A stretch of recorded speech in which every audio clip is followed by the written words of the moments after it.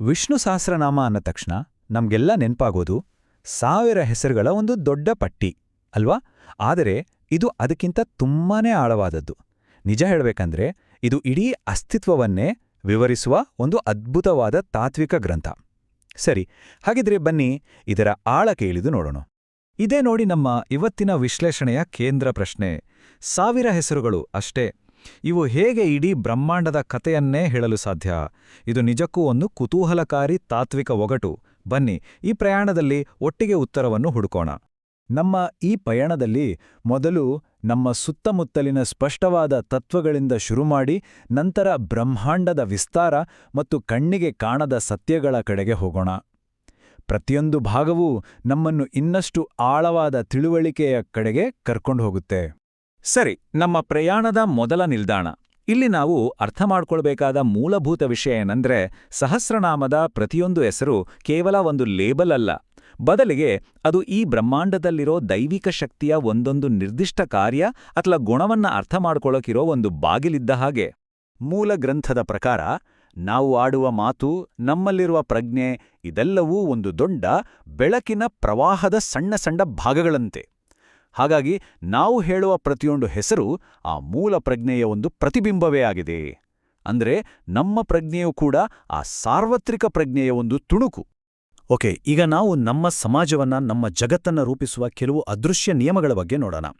ಈ ನಿಯಮಗಳನ್ನೇ ಸಹಸ್ರನಾಮದ ಕೆಲವು ಹೆಸರುಗಳು ಬಹಳ ಸುಂದರವಾಗಿ ವಿವರಿಸ್ತವೆ. ಮೊದಲಿಗೆ ನ್ಯಾಯಃ ಅನ್ನೋ ಹೆಸರನ್ನ ನೋಡೋಣ. ಇದರ ನೇರವಾದ ಅರ್ಥ ನ್ಯಾಯದ ಸಾಕಾರ. ಅಂದರೆ ನ್ಯಾಯ ಅನ್ನೋದು ಎಲ್ಲೋ ಹೊರಗಡೆ ಇರೋದಲ್ಲ, ಅದು ನಮ್ಮೆಲ್ಲರಲ್ಲೂ ಅಂತರ್ಗತವಾಗಿರುವ ಒಂದು ಪರಿಕಲ್ಪನೆ ಅಂತ ಇದು ಹೇಳುತ್ತೆ. ಇಲ್ಲಿ ನೋಡಿ ಎಷ್ಟು ಚೆನ್ನಾಗಿದೆ ಅಲ್ವಾ? ಒಂದು ಕಡೆ ನಾವು ಮಾಡಿಕೊಂಡಿರುವ ಕಾನೂನುಗಳು, ನ್ಯಾಯ ಪದ್ಧತಿಗಳು, ಮತ್ತೊಂದು ಕಡೆ ಪ್ರತಿಯೊಬ್ಬರ ಮನಸ್ಸಿನಲ್ಲೂ ಇರುವ ನ್ಯಾಯದ ಒಂದು ಸಹಜ ಪರಿಕಲ್ಪನೆ. ಮೂಲಗ್ರಂಥ ಹೇಳೋದೇನೆಂದ್ರೆ ಆ ದೈವಿಕ ನ್ಯಾಯ ನಮ್ಮ ಮೂಲಕವೇ ಕೆಲಸ ಮಾಡುತ್ತೆ ಅಂತ. ಈ ಹೆಸರುಗಳು ನಾಯಕತ್ವವನ್ನ ಕೇವಲ ಒಬ್ಬ ವ್ಯಕ್ತಿಯ ಗುಣ ಅಂತ ನೋಡೋದಿಲ್ಲ, ಬದಲಾಗಿ ಇದು ಈ ಇಡೀ ಬ್ರಹ್ಮಾಂಡವನ್ನೇ ಸಂಘಟಿಸುವ ಒಂದು ಮೂಲಭೂತ ಶಕ್ತಿ ಅಂತ ವಿವರಿಸತ್ತೆ. ಅಣುಗಳಿಂದ ಹಿಡಿದು ದೊಡ್ಡ ದೊಡ್ಡ ಸಮಾಜಗಳವರೆಗೂ ಎಲ್ಲವನ್ನೂ ನಡೆಸೋದು ಇದೇ ತತ್ವ. ಸರಿ, ಸಮಾಜದ ಪರಿಕಲ್ಪನೆಗಳಿಂದ ಈಗ ಭೌತಿಕ ಜಗತ್ತಿನ ಕಡೆಗೆ ಬರೋಣ. ಅಂದ್ರೆ ನಮ್ಮ ಸುತ್ತಮುತ್ತಲಿನ ಪ್ರಕೃತಿಯಲ್ಲಿ ಆ ದೈವತ್ವ ಹೇಗೆ ವ್ಯಕ್ತವಾಗುತ್ತೆ ಅಂತ ನೋಡೋಣ. ಸಮೀರಣಃ ಅಂದರೆ ಬೀಸುವ ತಂಗಾಳಿ. ಈ ಹೆಸರು ಹೇಳುತ್ತೆ, ಗಾಳಿಯ ಚಲನೆ ಅನ್ನೋದು ಕೇವಲ ಒಂದು ಭೌತಿಕ ಕ್ರಿಯೆಯಲ್ಲ, ಅದು ದೈವಿಕ ಪ್ರಜ್ಞೆಯ ಒಂದು ಸಹಜ ಪ್ರವೃತ್ತಿ. ಎಲ್ಲ ಜೀವಿಗಳಲ್ಲಿ ಉಸಿರಾಟಕ್ಕೆ ಕಾರಣವಾಗುವುದೇ ಈ ಶಕ್ತಿ. ಗಾಳಿಯ ಪ್ರತಿಸ್ಪರ್ಶದಲ್ಲೂ ಆ ದೈವಿಕ ಸ್ಪಂದನ ಇದೆ. ಅಗ್ನಿಯನ್ನು ಇಲ್ಲಿ ಒಂದು ದೈವಿಕ ರೂಪ ಅಂತ ವಿವರಿಸಲಾಗಿದೆ. ಯಾಕಂದ್ರೆ ಅದು ಪದಾರ್ಥಗಳನ್ನ ನಿರಂತರವಾಗಿ ಸ್ಥೂಲ ಸ್ಥಿತಿಯಿಂದ ಸೂಕ್ಷ್ಮ ಸ್ಥಿತಿಗೆ ಪರಿವರ್ತನೆ ಮಾಡುತ್ತೆ. ಅಗ್ನಿ ಎಂದರೆ ಕೇವಲ ಬೆಂಕಿಯಲ್ಲ, ಅದೊಂದು ನಿರಂತರ ಪರಿವರ್ತನೆಯ ಶಕ್ತಿ. ಇದರ ಅರ್ಥ ಭೂಮಿಯನ್ನ ಯಾರೋ ಹೊತ್ಕೊಂಡಿದ್ದಾರೆ ಅಂತಲ್ಲ, ಬದಲಿಗೆ ಭೂಮಿಯನ್ನ ತನ್ನ ಅಕ್ಷದ ಮೇಲೆ ತಿರುಗುವಂತೆ ಮತ್ತು ಸೂರ್ಯನ ಸುತ್ತ ಸುತ್ತುವಂತೆ ಮಾಡುವ ಎಲ್ಲಾ ಶಕ್ತಿಗಳ ಒಟ್ಟು ಮೊತ್ತವೇ ಧರಣೀಧರಃ. ಭೂಮಿಯ ಸಮತೋಲನವನ್ನ ಕಾಪಾಡೋ ಆ ಅಗೋಚರ ಶಕ್ತಿ ಇದು. ಹಾಹಾ, ಎಂತಹ ಸುಂದರವಾದ ಮಾತು!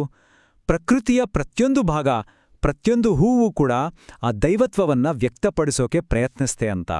ಪ್ರತಿ ಹೂವು ಆ ದೈವಿಕ ಶಕ್ತಿಗೆ ಒಂದು ಅರ್ಪಣೆ ಇದ್ದ ಹಾಗೆ. ಓಕೆ, ಈಗ ನಾವು ಕಣ್ಣಿಗೆ ಕಾಣೋ ಪ್ರಪಂಚದಿಂದ ಸಾಂಕೇತಿಕ ಮತ್ತು ಬ್ರಹ್ಮಾಂಡದ ಕಲ್ಪನೆಗಳ ಕಡೆಗೆ ಒಂದು ದೊಡ್ಡ ಜಿಗಿತ ಮಾಡೋಣ. 1000 ತಲೆಗಳನ್ನು ಹೊಂದಿರುವ ಒಂದು ರೂಪ ಅಸಾಧ್ಯ ಅನ್ಸ್ಬೋದು, ಆದರೆ ಇದರ ಹಿಂದಿನ ಆಳವಾದ ಅರ್ಥವನ್ನ ನೋಡೋಣ. 1000 ಈ ಒಂದು ಸಂಖ್ಯೆ ಮುಂದೆ ಬರುವ ಭವ್ಯವಾದ ಸಾಂಕೇತಿಕತೆಗೆ ನಮ್ಮನ್ನ ಸಿದ್ಧ ಮಾಡುತ್ತೆ. ನೆನಪಿಡಿ, ಇದು ಕೇವಲ ಒಂದು ಸಂಖ್ಯೆಯಲ್ಲ, ಇದು ಅನಂತತೆಯ ಸಂಕೇತ. ಪುರುಷ ಸೂಕ್ತದ ಈ ಪ್ರಾಚೀನ ಶ್ಲೋಕ ಈ ಶಕ್ತಿಯುತವಾದ ಚಿತ್ರಣದ ಮೂಲ. ಇದು ಕೇಳೋಕೆ ವಿಚಿತ್ರ ಅನ್ಸ್ಬೋದು, ಆದರೆ ಇದರ ತಾತ್ವಿಕ ಆಳವನ್ನ ಈಗ ನಾವು ಅರ್ಥ ಮಾಡ್ಕೊಳ್ಳೋಣ. ನೋಡಿ, ಇಲ್ಲಿರೋ ಪ್ರಮುಖ ಅಂಶವನ್ನ ಗಮನಿಸಿ. ಮೊದಲು 1000 ತಲೆಗಳಿರೋ ಒಂದು ಚಿತ್ರ. ಎರಡನೇ ಹಂತದಲ್ಲಿ ಆ 1000 ತಲೆಗಳು ಅಂದ್ರೆ ಬೇರೇನೂ ಅಲ್ಲ, ಈ ಜಗತ್ತಿನಲ್ಲಿರೋ ಎಲ್ಲಾ ಜೀವಿಗಳ ತಲೆಗಳು ಅಂತ ಅರ್ಥ ಮಾಡ್ಕೊಳ್ಳೋದು. ಮತ್ತು ಕೊನೆಗೆ ತಾತ್ವಿಕ ಸತ್ಯ ಏನು ಅಂದ್ರೆ ನಮ್ಮೆಲ್ಲರ ಪ್ರಜ್ಞೆಯು ಒಂದು ಸಾರ್ವತ್ರಿಕ ಚೈತನ್ಯದ ಭಾಗ ಅನ್ನೋದು. ಸರಿ, ನಾವು ನಮ್ಮ ಪಯಣದ ಅಂತಿಮ ಮತ್ತು ಅತ್ಯಂತ ಅಮೂರ್ತವಾದ ಭಾಗಕ್ಕೆ ಬಂದಿದ್ದೇವೆ. ಇಲ್ಲಿ ನಾವು ಮನುಷ್ಯನ ತಿಳುವಳಿಕೆಗೂ ಮೀರಿದ ಆ ದೈವತ್ವವನ್ನ ವಿವರಿಸುವ ಹೆಸರುಗಳನ್ನ ನೋಡೋಣ.